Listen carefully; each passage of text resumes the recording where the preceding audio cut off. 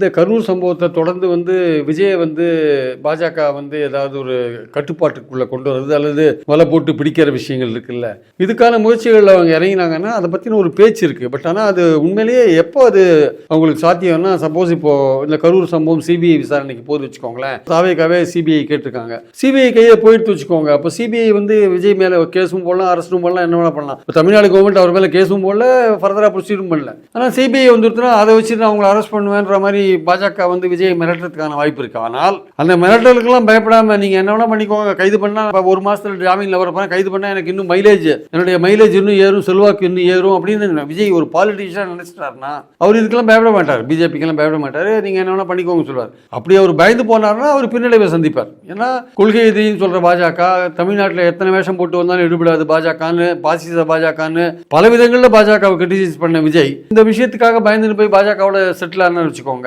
அவரோட பின்னடைவை சந்திப்பார்.